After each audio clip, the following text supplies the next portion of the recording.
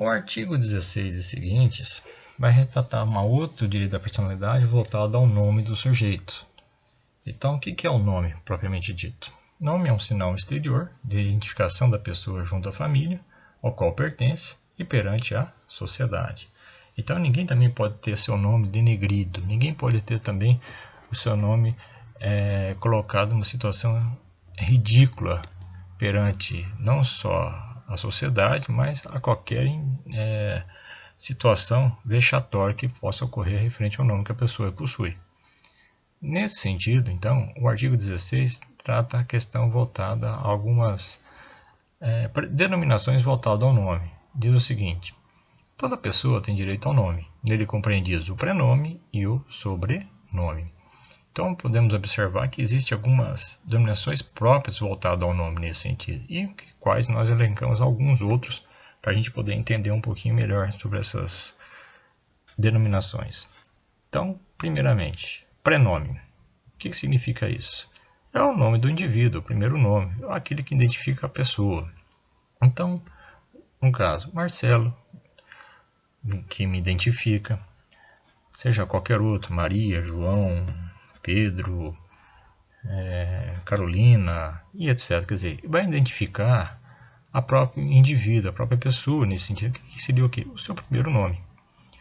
Já o patronímico nada mais é que o próprio sobrenome, quer dizer, o nome de família, identifica a pessoa na família ao qual ele pertence. No meu caso, Gasparini, mas pode ser Silva, Souza, Gomes e etc. Quer dizer, onde a pessoa realmente pertence, referente ao seio da sua família. Então, esse é conhecido como patronímico. Agnome seria aquele sinal distintivo para parentes com o mesmo nome. Exemplo, Júnior, filho, neto, sobrinho, primeiro, segundo, e etc. Então, todo e qualquer sinal distintivo para parentes com o mesmo nome é conhecido como agnome.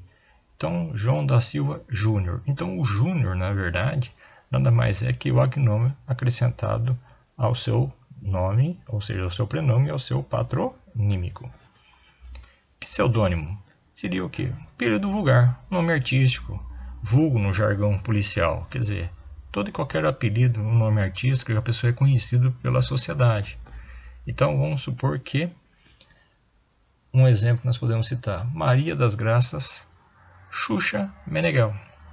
Então, Xuxa, na verdade, é o nome artístico dessa pessoa, no qual ela ainda acrescentou o próprio nome. E deve ter o máximo de respeito referente ao nome acrescentado, ao apelido acrescentado também ao seu nome. Então, o pseudônimo também pode ser acrescentado ao próprio nome, que seria o quê? Onde a pessoa é mais conhecida nesse sentido. Epocorístico é um apelido mais íntimo, ou seja, um apelido mais próximo de cada parente ou a relação que se tem um indivíduo para com o outro. Então, qualquer apelido próprio entre esses casais, por exemplo, é conhecido como hipocorístico. E por último, nós temos a chamada homonímia. O que é homonímia? São nomes iguais, são os homônimos. Então, imagine o seguinte: quantos João da Silva não tem pelo mundo afora? Então, todos os Joões da Silva, no caso, tem seu homônimo, quer dizer, tem nomes iguais. Maria de Souza, e assim vai. Pedro Gomes. Então, todos que possuírem o mesmo nome nesse sentido é conhecido como homônimos, ou seja, possui homonímia. Então, essas são algumas denominações, todas elas voltadas à categoria referente ao nome. O artigo 17 ele retrata na questão voltada à forma que deve ser respeitado o nome do indivíduo, mesmo que a pessoa não queira colocar ninguém em situações vexatórias ou situações ao desprezo público. Então diz o seguinte: o nome da pessoa não pode ser empregado por outrem em publicações ou representações que a exponham ao desprezo público, ainda quando não haja intenção difamatória. Isso pode além só ao nome, mas também a imagem da pessoa, que deve estar devidamente imbuída nesse artigo também. Como assim? Imagina o seguinte: o indivíduo que tem uma relação há muito tempo com determinada pessoa. Vamos supor, vamos nos reportar os nossos personagens João e Maria. O João ficou muito tempo namorando com Maria E essa, querendo já constituir família com o mesmo, solicita que o mesmo passasse para uma fase seguinte de casamento. Só que João, ele decai dessa condição, ele não suporta muito a relação mais duradoura nesse sentido. Nesse caso, Maria empreende uma nova relação. Ao ver essa situação, o João resolve então tentar reativar a relação que ele tinha com Maria, promovendo então a confecção de um grande outdoor, colocando não só a foto dos dois quando eram os namorados, mas também fazendo alguns dizeres amorosos em favor dela. Nesse sentido, ele publica esses outdoors em locais públicos, para justamente demonstrar o amor e o afeto que ainda sentia por ela. Ao constatar essa situação, Maria passa por situações mais vexatórias, inclusive perdendo até o novo relacionamento com o qual ela tinha começado. Nesse sentido, podemos observar que Maria teve problemas, passou por situações vexatórias e até por constrangimentos que não poderiam ter acontecido nesse sentido. Então, mesmo que a condição do João era demonstrar o amor por qual ela sentia por Maria, mesmo que ele não tinha essa intenção difamatória, ela passou por diversas situações de vexames, expondo justamente a seu nome e sua imagem ao desprezo público. Então ela poderá até nesse caso pleitear alguma forma indenizatória para poder ser ressarcida do problema que ela afetou a sua vida pessoal nesse sentido. Então nós temos que entender o seguinte, principalmente nesses instrumentos de comunicação que nós temos hoje, como nos WhatsApps da vida ou qualquer meio de publicação sociais que nós temos por aí. Então nós temos que tomar cuidado com aquilo que a gente publica em relação ao outro indivíduo. Aqui a gente coloca em público de um indivíduo para com o outro. Caso contrário, a gente poderá ter que responder por tais formas indenizatórias para reparar o dano causado ao sujeito. Principalmente quando a gente não sabe realmente da condição que foi colocado o indivíduo a esse desprezo em si. Aquela pessoa pode estar sofrendo referente a isso também.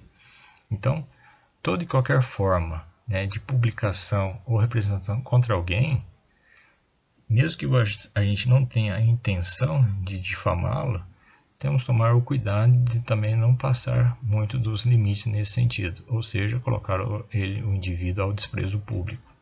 Então, mais um alerta feito pelo artigo 17 nesse sentido. O artigo 18 determina o seguinte: sem autorização não se pode usar o nome alheio em propaganda comercial. Bom, quando a gente percebeu que não pode colocar alguém, mesmo que não tenha intenção difamatória, imagine tirar proveito para fins comerciais. Muito pior.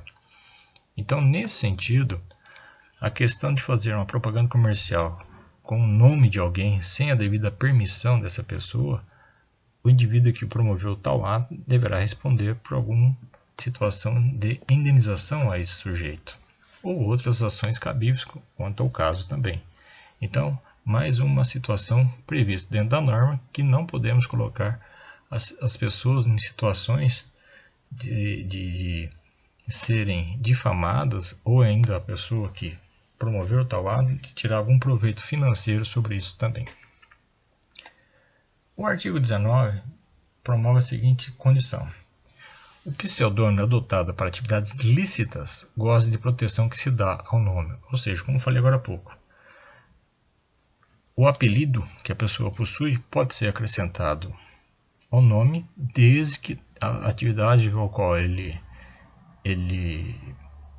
adquiriu referente a esse apelido possui então essa atividade ilícita nesse sentido. Então ele vai ter a mesma proteção que se dá ao nome. No caso da Maria das Graças Xuxa Meneghel, o Xuxa é um nome artístico e dentro da atividade ilícita, ela vai ter a mesma proteção legal referente ao nome dela como ela possui.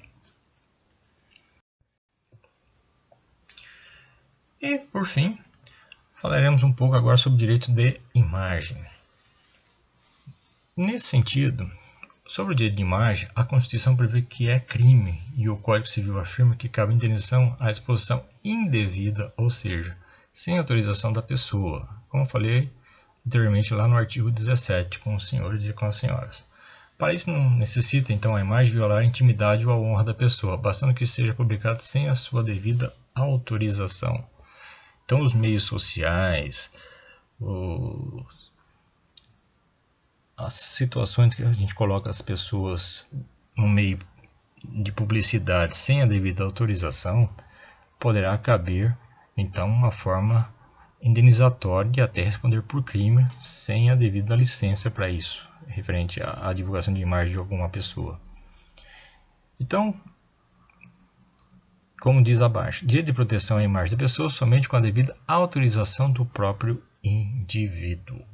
Então, na maioria das vezes, essa divulgação só pode ser divulgada com a devida autorização do próprio sujeito. Nesse caso contrário, quem divulgar sem essa autorização poderá sofrer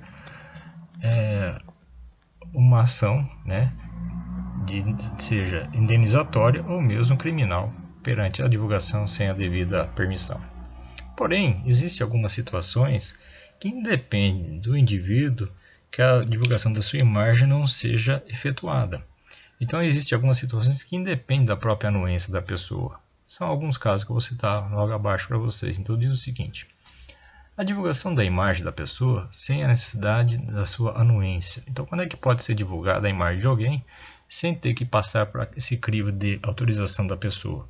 Primeiro, quando se tratar de pessoa conhecida, notória, famosa, em que a divulgação de sua imagem esteja relacionada ao evento ou à programação de sua atividade. Um exemplo, comício em palanque pelo político, onde esse não poderá alegar ofensa à sua imagem, haja visto que sua divulgação está relacionada ao evento. Então imagine, a pessoa que é político está justamente fazendo a sua divulgação da sua campanha em palanque. E muitas pessoas estão justamente filmando, divulgando justamente a propagação da imagem e o nome dessa pessoa nesse palanque. Esse indivíduo, por mais que ele se sinta prejudicado caso isso venha a ocorrer, não sei de que forma, mas poderá vir a ocorrer, ele poderá solicitar que pare essa divulgação? Não, porque justamente é dentro dessa condição como político, figura pública, que ele não pode alegar ofensa de direito de imagem, tendo visto que o evento que está relacionado justamente dentro da sua categoria, dentro da sua profissão. Então, é um dos fatores que não necessariamente precisa da anuência da divulgação ou da autorização da divulgação da imagem da pessoa. Quando necessárias a administração da justiça, manutenção da ordem e ou segurança pública, em que o interesse público prevalece sobre os interesses particulares. Exemplo, cartazes procurados pela polícia, registro da pessoa na Secretaria de Segurança Pública. Então o indivíduo não pode alegar ofensa ao direito de imagem por ele ser procurado pela polícia. É uma questão de segurança pública. Então, essa situação prevalece, que o âmbito público prevalece sobre o interesse privado dessa pessoa. Por quê? É uma questão de ordem pública, é uma questão de segurança pública. Então, aí também o indivíduo não poderá alegar ofensa ao direito de imagem nesse sentido. Quando se tratar de uma obrigação compulsória para a identificação da pessoa junto à sociedade, exemplo, carteira de identidade, carteira de motorista, passaportes e etc. Quer dizer, são instrumentos que o poder público utiliza para justamente tratar da identificação de alguém junto à própria sociedade. Então ninguém pode alegar ofensa por ter uma foto sua dentro de uma dessas documentos de identificação de cada um de nós nesse sentido. E, por último, quando a pessoa faz parte de um cenário, não sendo o indivíduo o objeto da imagem, pois se pretende demonstrar o fato, e não a pessoa que integra a cena. Exemplo, passar ao acaso em frente à câmera sobre uma reportagem jornalística, sendo que o indivíduo não fazia parte do contexto, não podendo alegar ofensa ao seu direito de imagem. Então, a pessoa, ao passar em frente sobre determinada câmera que está filmando sobre determinado fato, ele não pode alegar ofensa de direito de imagem por ser divulgada a sua imagem, né, ao público, né, e sendo divulgado nesse sentido. Por quê? Porque o intuito do evento, da filmagem, não era o indivíduo propriamente dito, e sim todo o contexto, todo o fato em si que ali se encontrava. Se a pessoa passou em frente à câmera, foi um acaso. E é o problema dessa pessoa depois, caso ele se sentiu lesado ou prejudicado referente à divulgação da sua imagem nesse sentido. Então independe também de qualquer forma indenizatória para a pessoa ser analisado nesse sentido para poder reparar o seu direito de imagem. Com isso, então, nós passaremos a falar um pouquinho agora do artigo 20. Percebo que o artigo 20 ele faz a ressalva justamente dessas partes de exceções no início do próprio artigo. Então diz o seguinte: salvo se autorizadas ou se necessária a administração da justiça ou a manutenção da ordem pública, quer dizer, as situações anteriores que eu acabei de citar aos senhores e às senhoras, do restante, agora tudo se torna proibitivo para a pessoa, caso não haja sua devida autorização. Por exemplo, a divulgação de escritos. Isso aqui, para alguém que gosta de fazer trabalhos manuscritos, utilizando obras de alguns indivíduos, não pode ele usurpar da ideia ou do conhecimento da outra pessoa sem a devida citação dessa pessoa, autorização dessa pessoa. Caso contrário, esse indivíduo que usurpar das obras, dos escritos desses indivíduos que realizaram justamente tais obras, ele poderá responder por um crime chamado plágio. E plágio, nós já sabemos que é condicionado como crime também. Então, não poderá haver qualquer divulgação sem a devida autorização ou mesmo a citação do verdadeiro autor dessas obras. A transmissão da palavra. Isso aqui tem muito a ver com a questão da oralidade. Então, a oralidade também é um instrumento de trabalho que deve ser devidamente respeitado e somente com devida autorização. Exemplo bem claro é quando um aluno, um acadêmico, solicita para gravar aula de algum professor. Só poderá ser feito tal ato desde que o professor autorize essa condição, pois esse é um instrumento de trabalho do docente também. Então, somente com a devida autorização para haver essa questão da gravação dessa oralidade dentro das salas de aula. Ou a publicação também faz parte, então só devido à licença. A exposição ou utilização da imagem de uma pessoa poderão ser proibidas, seja a seu requerimento e sem prejuízo da indenização que couber, se ele atingir o quê? Principalmente a honra desse sujeito, a boa fama ou a sua respeitabilidade, ou se destinares a fins comerciais, quer dizer, alguém irá tirar proveito referente a essa questão voltada à imagem e às publicações feitas pelos indivíduos. No parágrafo único, diz o seguinte: em se tratando de morto ou de ausente, são partes legítimas para requerer essa proteção o cônjuge, os ascendentes e ou os descendentes. Percebam que aqui não há um número limitado de grau, então ele deixa em aberto essa condição. Então qualquer indivíduo que sentiu lesado, de algum laço parentesco, sentiu lesado referente ao que foi determinado pelo artigo 20, quem tem a legitimidade para pleitear uma forma indenizatória quando a pessoa se encontra falecida, quem é? O cônjuge sobrevivente, os ascendentes, como eu já citei anteriormente. Quem são ascendentes? Pais, avós, bisavós e etc. Como os descendentes, filhos, netos, bisnetos e assim por diante. Tem o direito de pleitear justamente a indenização cabível à espécie. E por último, determinamos então a questão do capítulo, que é o artigo 21, dizendo o seguinte: a vida privada da pessoa natural é inviolável em qualquer aspecto. Então, por mais que a pessoa seja conhecida, pública, famosa, a questão da vida íntima da pessoa, da privacidade da pessoa, não pode ser violado. Não pode ter publicação. E o juiz, a requerimento de interessado, adotará as providências necessárias para impedir ou fazer cessar o ato contrário a esta norma. Quer dizer, aquilo que já está previsto lá no artigo 12, que nós já citamos anteriormente aos senhores também, quer dizer, cesse qualquer ameaça, e as formas indenizatórias cabíveis, seja por danos materiais ou danos morais. E com isso nós fechamos mais esta unidade referente a nossas aulas. Muito obrigado.